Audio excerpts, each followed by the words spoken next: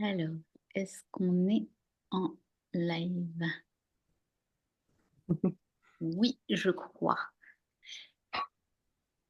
Je vérifie. Oui, c'est bon. Ok. On est en live. Bah, bienvenue à tous pour ce nouveau live. Euh, et bienvenue à toi, Steve. Je suis Merci.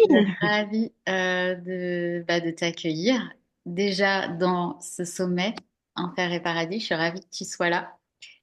Et Ben, puis merci à t'accueillir toi. maintenant pour faire goûter à la vibe et de ce que tu vas nous proposer sans en dire trop non plus. Mhm. Mais déjà, ce que je voulais dire, c'est que c'est... Alors, les gens ils vont avoir l'impression que je dis ça à chaque fois. Mais en fait, c'était parce que j'ai vraiment choisi les intervenants, tu vois, avec le cœur Mhm. et aussi, voilà, avec l'énergie que j'avais envie d'insuffler dans le sommet, mais aussi l'énergie des personnes, en fait, pour que ça colle vraiment à chaque péché. Et donc, Mhm. j'allais dire, pour moi, c'était une évidence que tu en fasses partie. Et, Merci. parce que vraiment, j'adore ton profil. Déjà, tu vas nous te présenter, nous dire un petit peu qui tu es, mais pour juste amorcer les choses, toi, t'es entrepreneuse, tu es vraiment une artiste, en fait.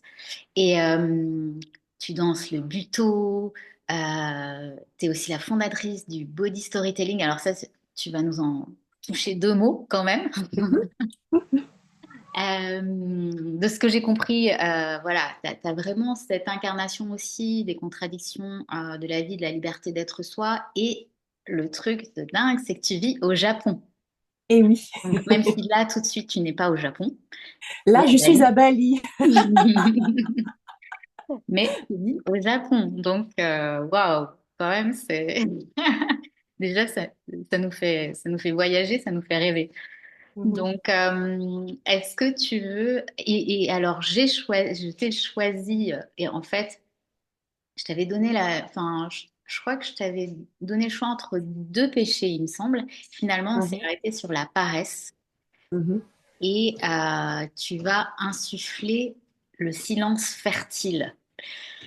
Donc, et ça sera le dernier jour, donc le septième jour, le dimanche 4 mai. Mhm. Du coup, toi, ton intervention sera diffusée, elle sera pas en live, mais elle sera diffusée à 9 heures du matin. Voilà. Mhm.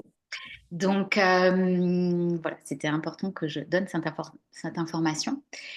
Et est-ce que tu peux nous expliquer un petit peu justement déjà qu'est-ce qui t'a fait dire oui à, à ce sommet et qu'est-ce qui t'a appelé aussi par rapport à la paresse?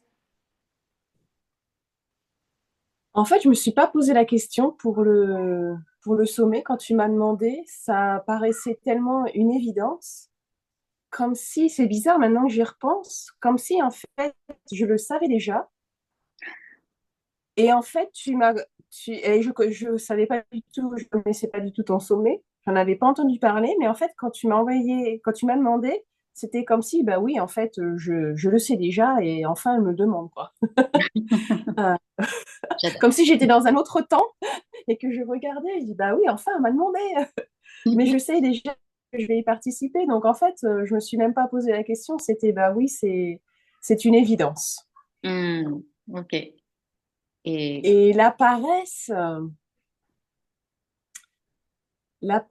en fait, c'est peut-être parce que ça résonne personnellement avec moi. Je ne mhm, mettrai pas forcément le mot paresse, mais le fait de faire silence, hmm, le fait de ralentir, ouais. le fait, en fait, pour moi, la paresse aussi, c'est lié à aller à son rythme. Hmm, Pas forcément au rythme des autres, ni au rythme, certainement pas au rythme du monde hmm, d'aujourd'hui. Vraiment trouver son rythme et aller à son rythme, écouter son rythme. Et c'est ce que je fais depuis de nombreuses années. Donc, je- j'habite au Japon, donc pour les Japonais, je pense quand ils regardent mon style de vie, ils doivent se dire, mais elle travaille jamais en fait. Elle est paresseuse. Donc, je dis que ça correspond peut-être à l'image que me collent les Japonais. Je me dis, bon, bah, c'est très bien. Ouais, d'où l'évidence. Embrassons-la.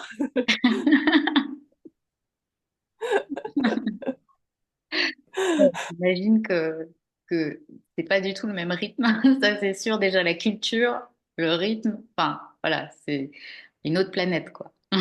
C'est un peu parfois une autre planète, ouais, à Ouais. un certain niveau. Mm. Ouais.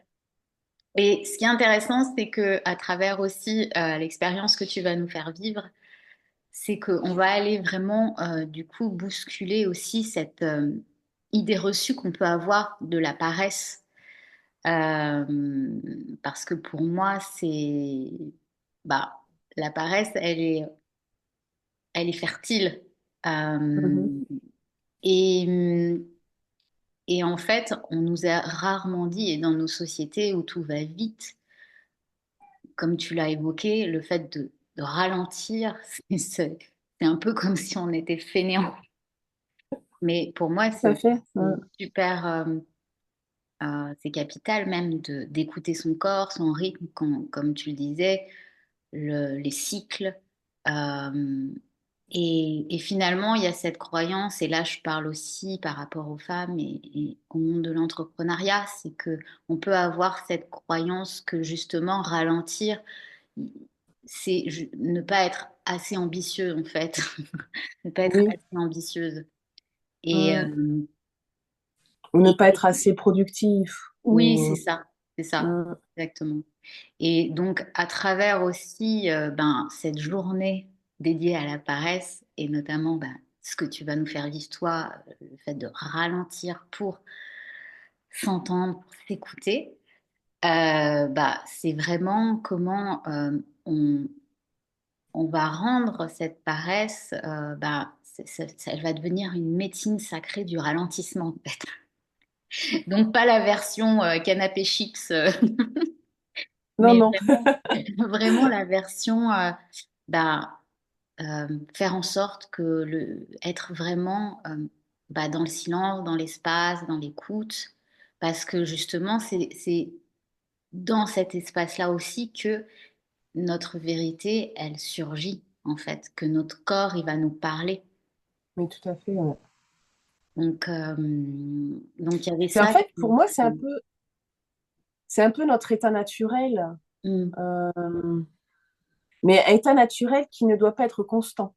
mm, Euh, mais notre état naturel à un certain moment, bah, de ralentir.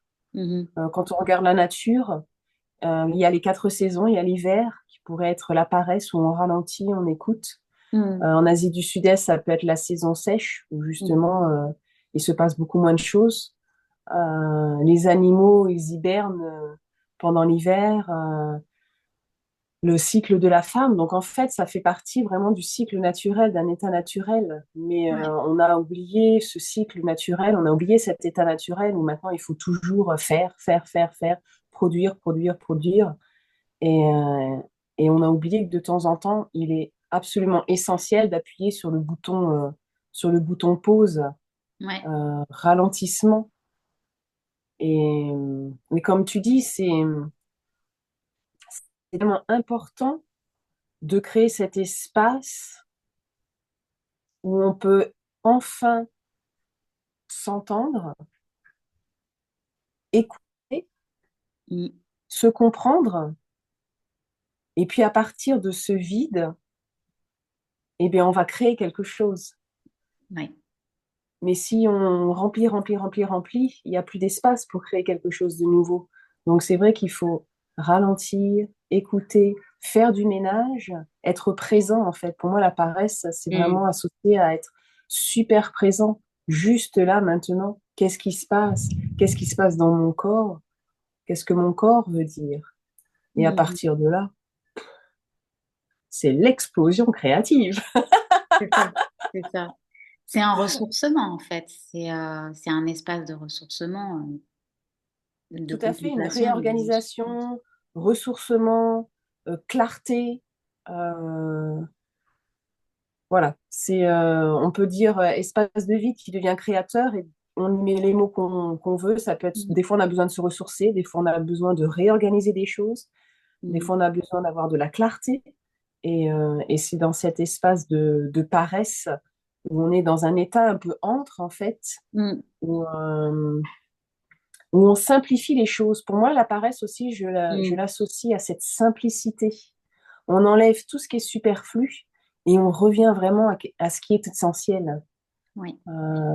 à ce qui est vraiment le cœur de notre être ou le cœur de notre vision ou le cœur de notre corps. Euh, mais c'est épurer les choses et Mm. revenir à ce qui vraiment, mais qu'est-ce qui est essentiel pour moi? Ouais, complètement. Revenir à notre essence, en fait. Hmm, Ouais. Et, et quelque part, c'est aussi un peu là que naît aussi le leadership, finalement, le leadership organique. C'est dans cette écoute de notre corps, de notre vérité, de notre ressenti, en fait. tout à fait. Et puis être présent dans cette vérité. Mm.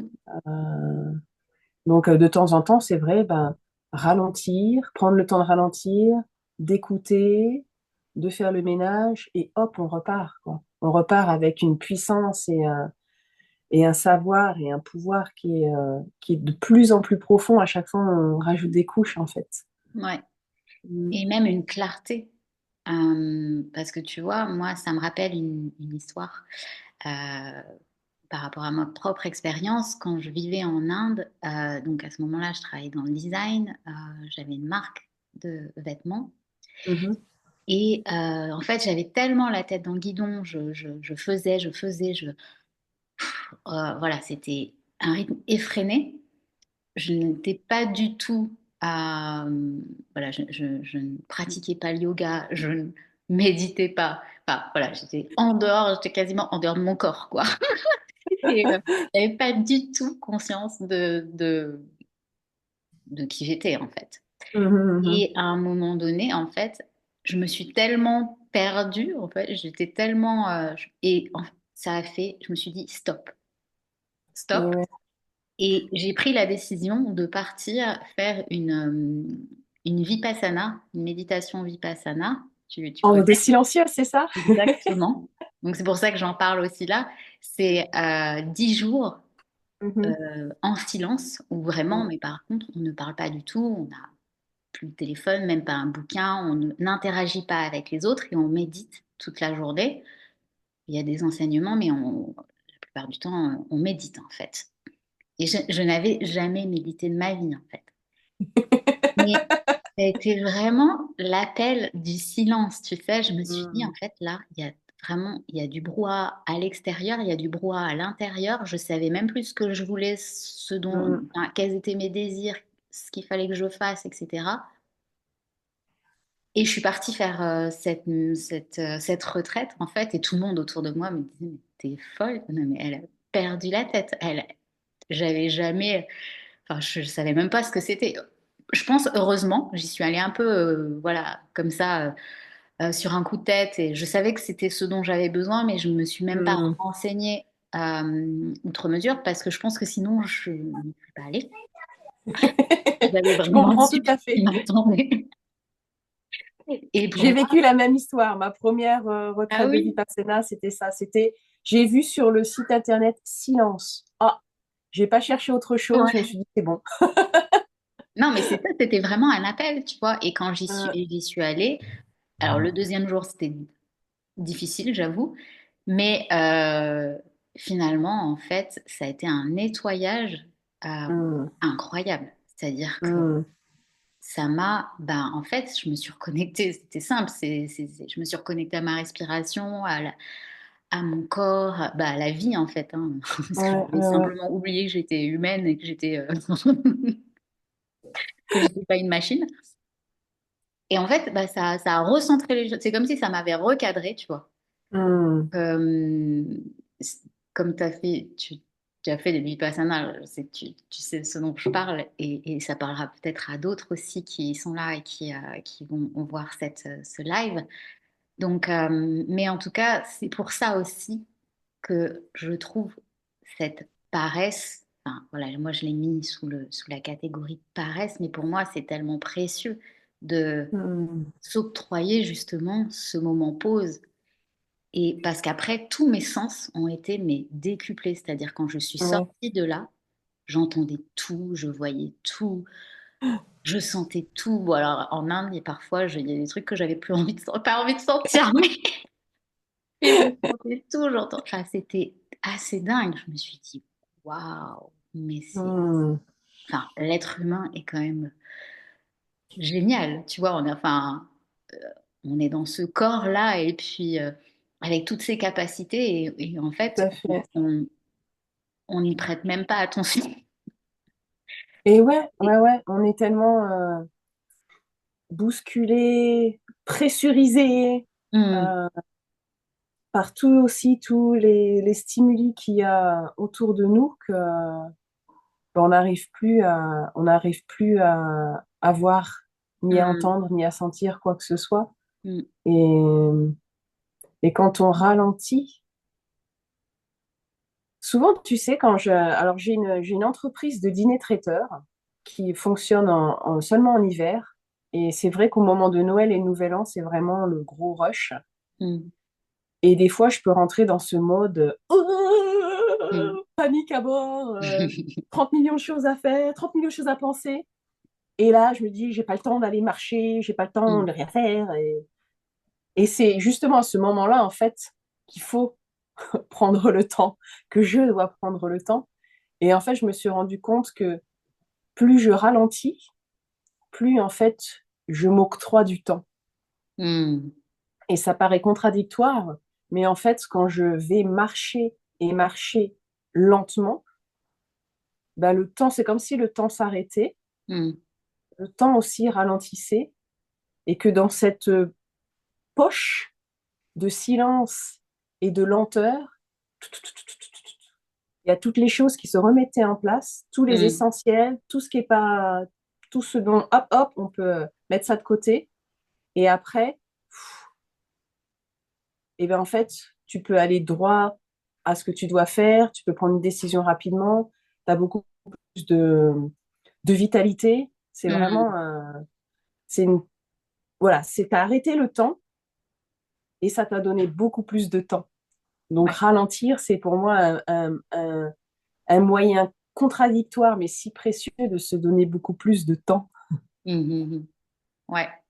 Et je pense que c'est aussi lié, enfin, tu vois, on est beaucoup plus productif quand on s'autorise aussi à prendre du temps et des Mais on n'est espaces. pas des machines, hein. Hmm, On aimerait parfois le croire, ce serait parfois pratique, comme ça on pourrait faire encore plus de choses, mais non, on n'est pas des machines, nous sommes des êtres humains, on a besoin de dormir, c'est une espèce de temps entre. hmm, hmm.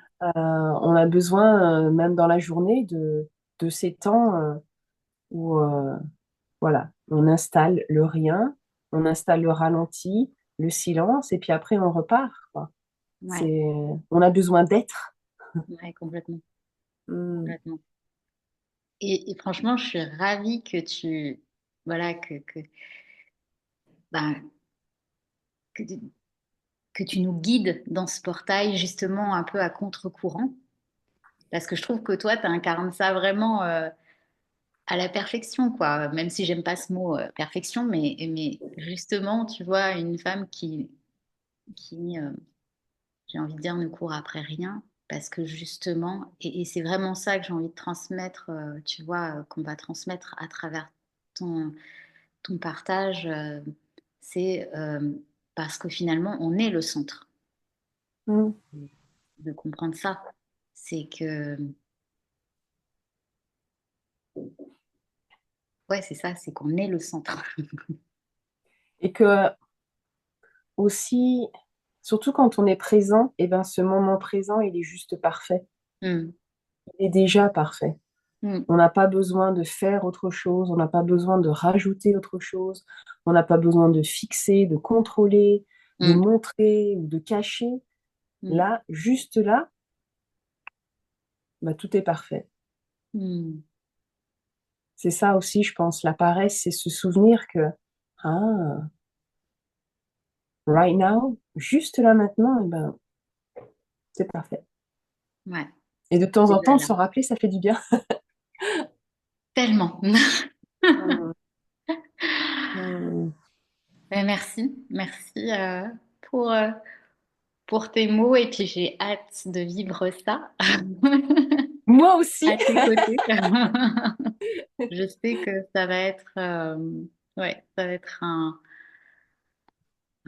grand moment, voilà. Et je suis Ce sera ravie. peut-être un grand moment de silence. Exactement. Mais ouais, peut-être, on ne sait pas. On ne sait pas. Surprise. Mais en tout cas, oui, je suis ravie bah ouais, d'offrir ça aussi à travers cette aventure du sommet Enfer et Paradis, parce que pour moi, c'est tellement lié. Et ouais, c'est lié aussi à quel paradis on a envie de se créer. Tout à fait. Tout à fait. Je pense Mm, que ton sommet, il est extraordinaire parce qu'on sort vraiment de la dualité. Ça, c'est bien, mm, ça, c'est pas bien. Ça, mm, c'est bon, ça, c'est mauvais. Il y a toujours deux côtés de la médaille. Donc, mm, évidemment, si on va dans un extrême de la paresse, par exemple, mm. c'est pas forcément bien, mais quel est l'autre côté de la médaille de la paresse, en fait? Donc, c'est peut-être l'écoute, ralentir, la simplicité. Et Mm. il est temps bah, de regarder les deux côtés, en fait, de Ouais, cette médaille, et de les intégrer dans la vie. Donc, ouais. ouais. Merci à toi d'offrir ce sommet. Avec plaisir.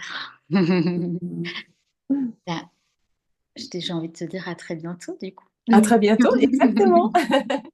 Merci beaucoup. Et bah, j'espère que justement, vous qui nous regardez, vous allez pouvoir prendre ce temps avec nous, enfin avec Steve, pour ralentir et ouais, prendre ce temps de vous entendre, de vous écouter, de recentrer. Merci. Merci. Ciao.